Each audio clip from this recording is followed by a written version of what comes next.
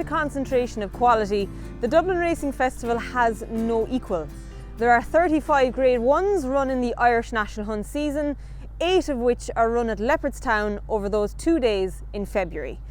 Last year, Willie Mullins won 8 of the 8, plundering 1.36 million of the 2 million prize money. That was last year. We're in Closutton this morning to find out how this year's team are coming along. We had a couple of setbacks at Christmas, but that happens. And is that unusual?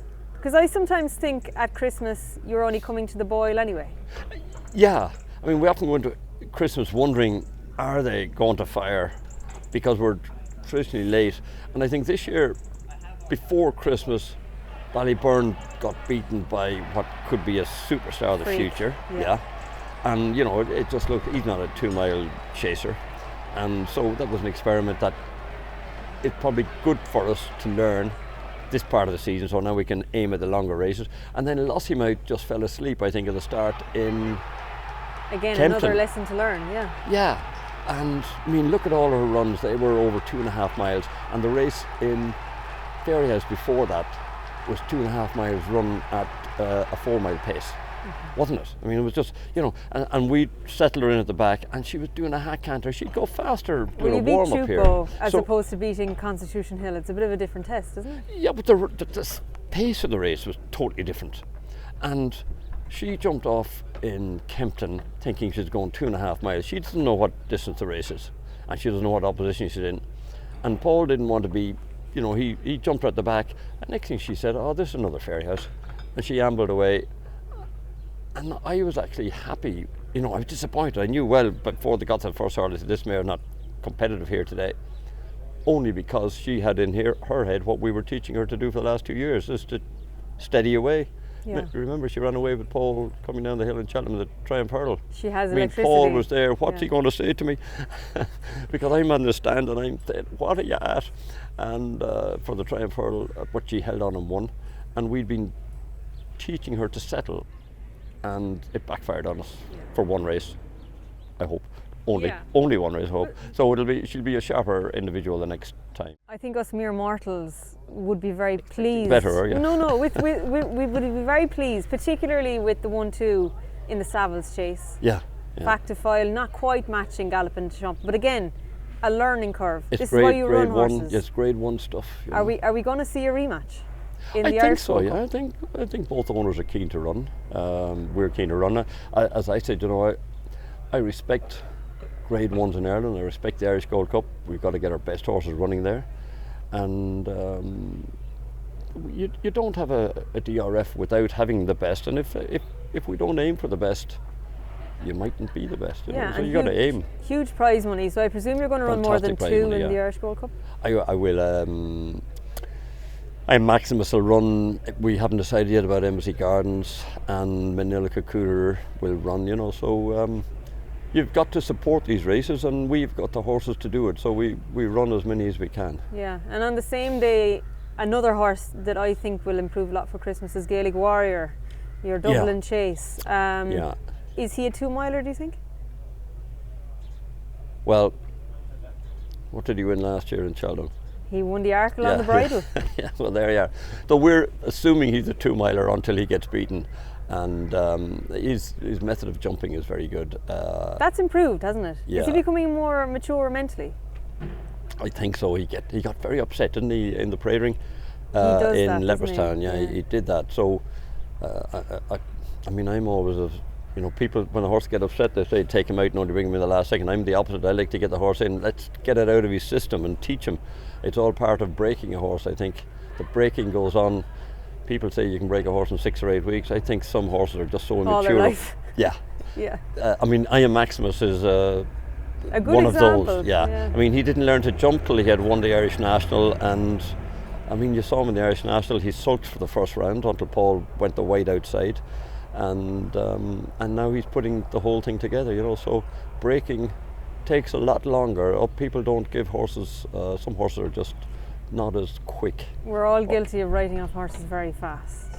We do, you know. And I mean, in our game, the jump game, you get a lot more time to improve a horse, and horse get a lot more time to improve. Whereas in the flat game, You blow out in the guineas and you're over. Yeah. So, speaking of writing off horses, El Fabiolo. Yeah, I wouldn't back? write him off yet, but he is a difficult horse to train. He's his own worst enemy. I'm not sure why yet. Still finding out about him, and he's here 2 years. Yeah. But maybe I'm slow. So we'll see. But I'm hoping to get him back for this festival. At the moment he's running, so we'll see what happens. You've a really strong contingent of novice chasers. Majborough kind of took the breath away on debut. He always looked like a chaser.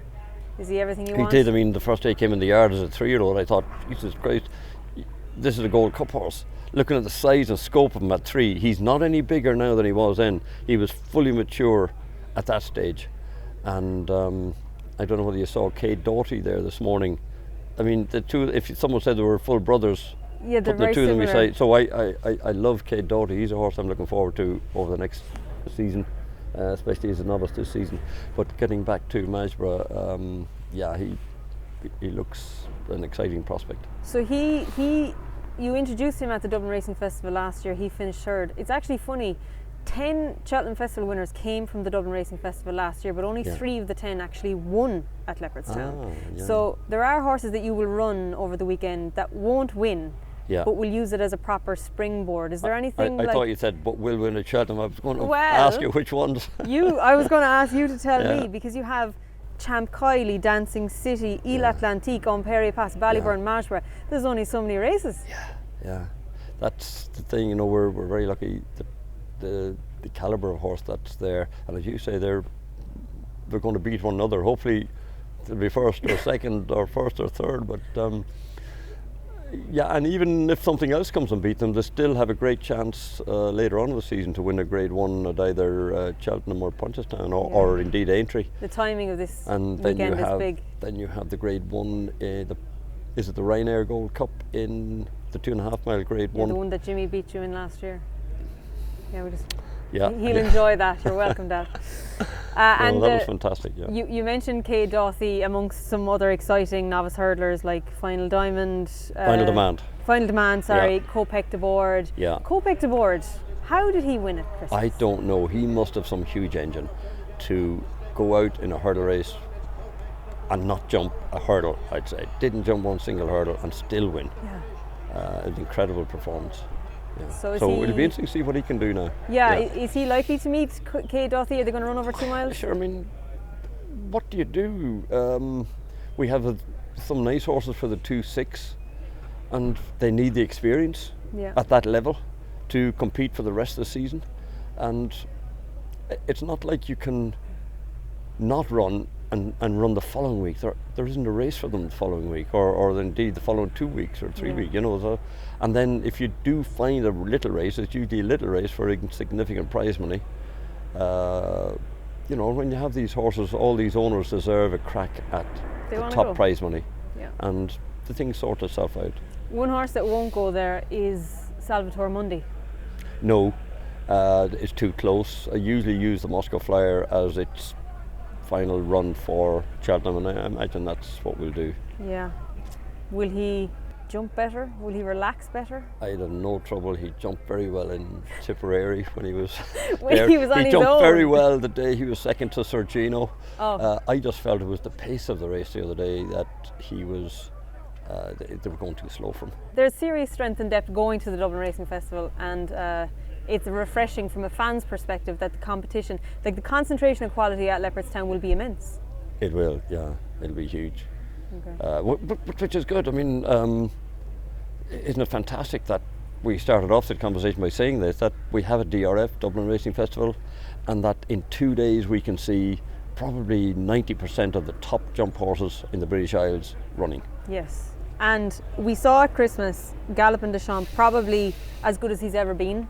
I thought so. I thought it was a huge performance. Yeah, I mean, lots of people said last year was. Last year I came off the stand thinking the same thing, but this year I thought, wow, knowing fact to file what he can do and what ability he has, and then you know that with the tactics that we used the other day, that's the way, you know. So might be different tactics from Mark to get him to. Yeah, the thing might just shape up differently. Yeah. You won the Irhs Gold Cup 3 times with Florida Pearl. He got you he was the rocket that got you off the ground. Yes. But this fella is kind of different. Yeah. This guy, you kind of get the feeling he could be a once in a lifetime horse. Yes. I mean, certainly for connections, yeah. So, you know, who knows what. Hopefully they both run their races and they do it. So here's the 3 Gold Cups.